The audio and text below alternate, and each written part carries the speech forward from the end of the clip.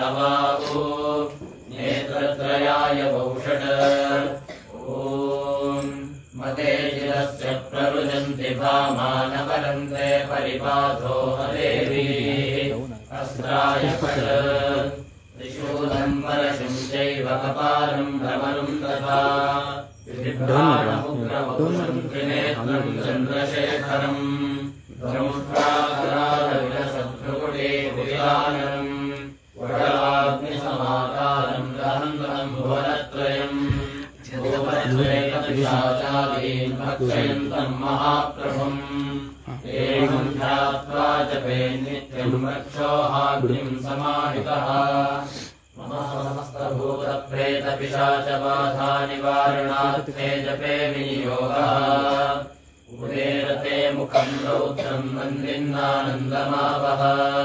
ज्वरमृत्युभयम् घोरम् विषनाशयनेद्धरम्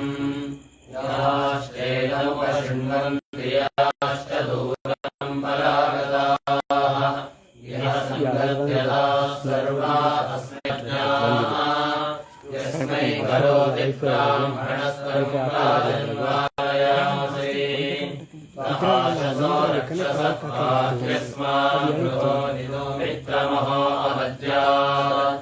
रक्षोहणम् वादिनमादिकर्मिमित्रम् प्रतिष्ठमुपयामि शर्मा शिशानो अग्निः प्रकृतिः समिद्धः स नोति वासरिषः पातुनक्तम्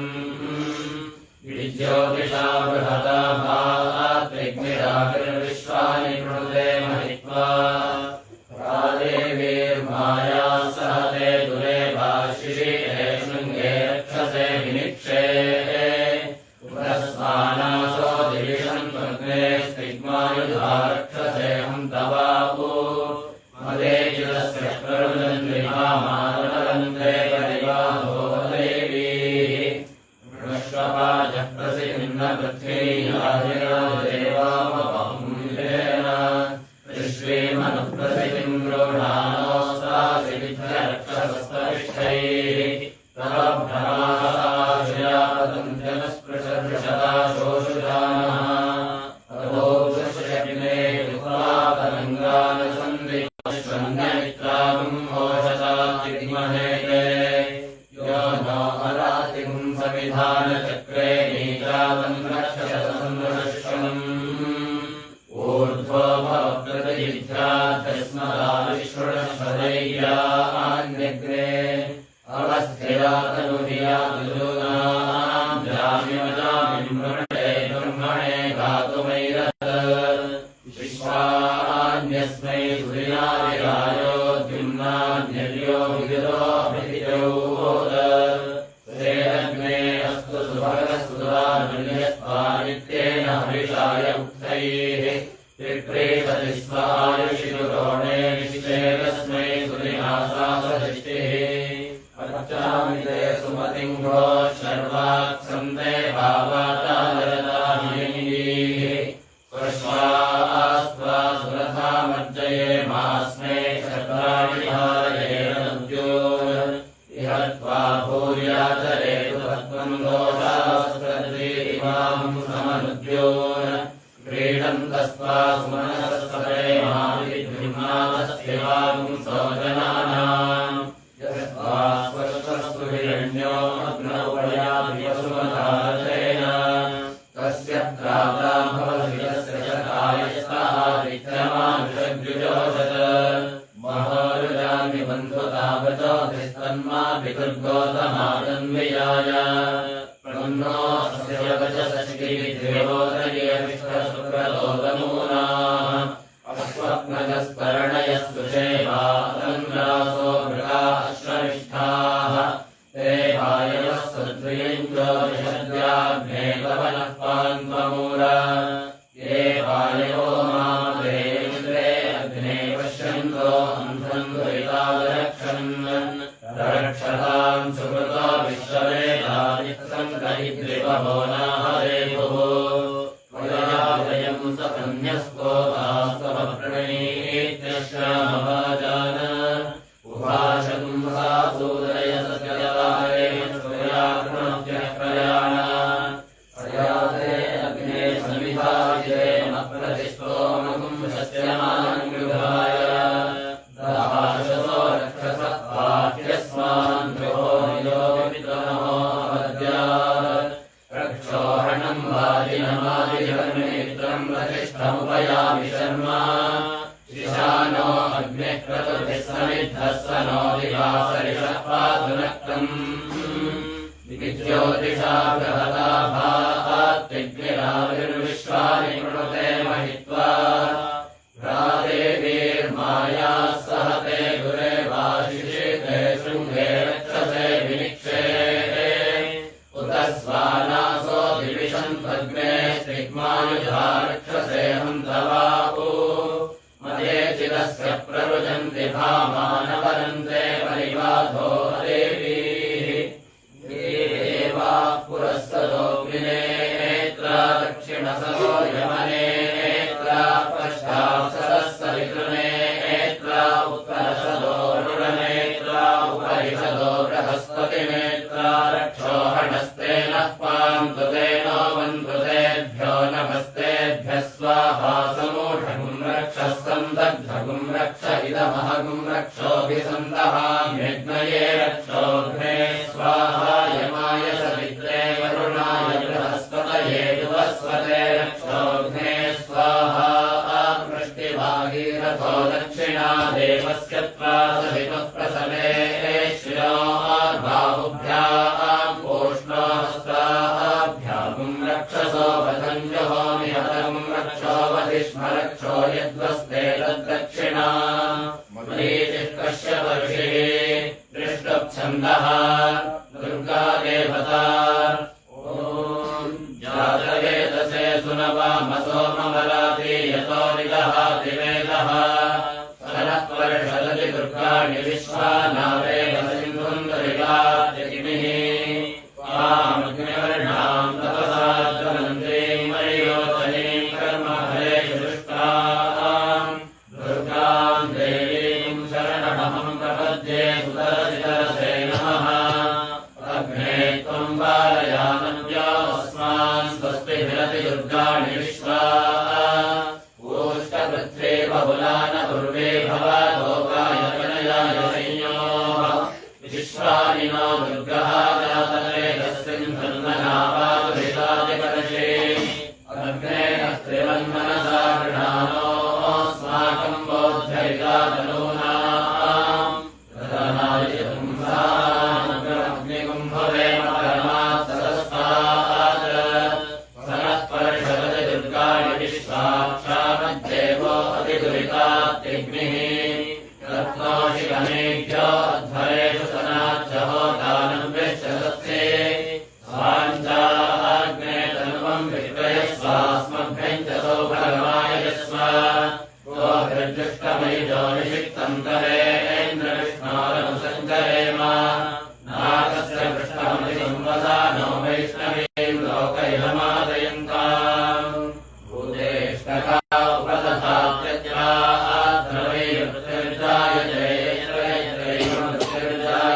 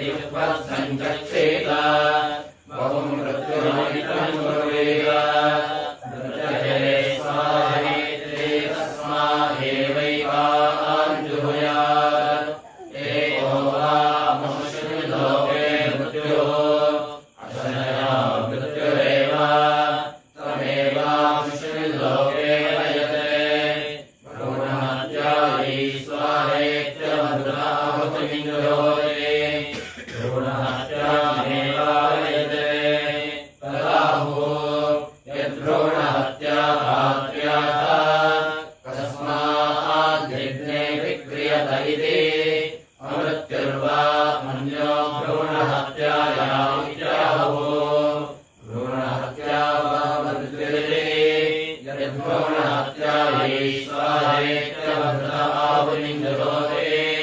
मृत्युमेवाहुत्या तत्प्रहित्वा परिवाणं कृत्वा भ्रूणघ्नेः शलङ्करोते एतां हवैमुञ्जिमौदन्यः भ्रूणहत्यायै प्रायश्चित्तं विधाञ्चकार यो हास्याभिप्रजायां ब्राह्मणं हन्ते सर्वस्मै तस्मै प्रेषणं करोति युम्भकाय स्वाहेत्यवृतमाहुनिञ्जरोते वरुणो वै जुम्भकः जुम्भक एव वरुणमवयते खलने विगृहस्य शुक्रस्य लिङ्गाक्षस्य मूर्धनञ्जहोति एतद्वै वरुणस्य रूपम् रूपेणैव वरुणमवयते चक्षुषो हेते मनसो हेते वाचो हेते ब्रह्मणो हेते यो वाङ्कायुरभिलासते प्रलग्ने मेऽन्यामेऽङ्गृणो यो मा चक्षुषा यो मनसा यो वाचा ब्रह्मणाकायुरभिलासते प्रया आग्ने त्वं मेऽन्या अमुमेऽङ्गृणो यत्किञ्चासो मनसा च वाचा यज्ञेभ्यो तेजुषा हविर्भिः तन्वृत्त्यनिवृत्त्या संविधानः पुराधिष्ठाराहुदेवस्य हन्तो यातुधानानिरतिलाभुरक्षः हे अस्य घ्नन्तोदेन सत्यम् इन्द्रे शिवाज्यमस्य मत्सन्तो मा तत्समृद्धियदसौ करोति अनन्वितेऽहं कृतं हविः यो मे घोरमचीकृतः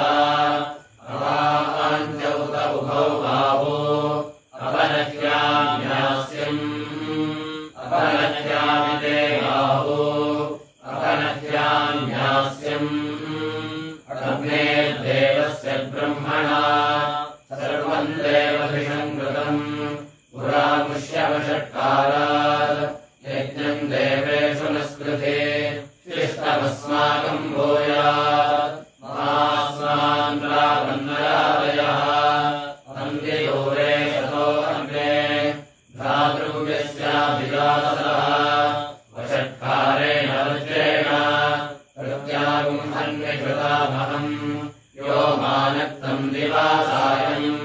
प्रातश्चाह्नो वीर्यते अद्यातनिन्द्रवज्रेण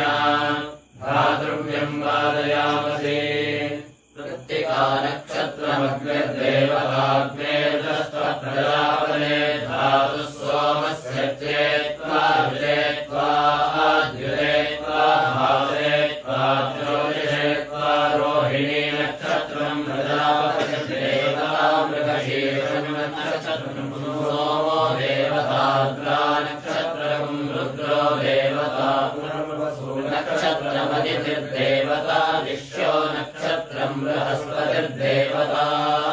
श्रेषा नक्षत्रं सर्पा देवता मघा नक्षत्रं वितरो देवता फल्गुनी नक्षत्रं निगमा देवता फल्गुनी नक्षत्रं भगो देवता हस्तो नक्षत्रं सविता देवता चित्रा नक्षत्रमिन्द्रो देवता स्वाति नक्षत्रं वायुर्देवता विशाखे नक्षत्रमिन्द्राग्नि देवता अनुराधा नक्षत्रं मित्रो देवता रोहिणी नक्षत्रमिन्द्रो देवता विजृतौ नक्षत्रं पितरो देवता शाखा नक्षत्रमापो देवता शाखा नक्षत्रं विश्वे देवा देवता श्रोणा नक्षत्रं विष्णुर्देवता श्रेष्ठा नक्षत्रं वसवो देवता शतभिषं नक्षत्रमिन्द्रो देवता प्रोष्ठपदा नक्षत्रमज एकपाद्देवता प्रोष्ठपदा नक्षत्रमहिर्बुद्धियो देवता रेवती नक्षत्रं पूषा देवता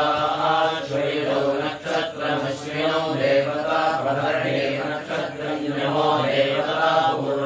पूर्णाशादित्रे देवा ददुः मधुश्च माधवश्च वासन्तिका ऋतो नभश्चैग्रैषीमावृतो नभश्च नभस्यश्च वार्षिकावृतो इषश्चोर्जश्च शारदावृतो सहश्च सहस्यश्च हैमन्तिकावृतो तभश्च तपस्यश्च शैशिरावृतो अग्नेरन्तश्लेषोऽसि कल्पेताम् द्यावा पृथिवी कल्पन्तामापकोषधे कल्पन्तामग्नयोः प्रब्रह्ममध्यैष्ठ्याय सौव्रताः समिद्विषामाशयानः सुवर्णिन्मधोरतो माधवः तस्मान् अग्निर्देवो दुष्करी दुरदाभ्य इदम् भद्रम् रक्षतु वा तस्मान् रथन्वरगुम् सामभित्वा तस्मान् गायत्री छन्दसाम् विश्वरूपा त्रिवृन्नाविष्टया स्तोमो मह्नागुम् समुद्रो वात इदमोजः पिबर्दो उग्रादिशामभिभूतिर्वयोधा श्रुतिः शुक्रे अहन्योजसीना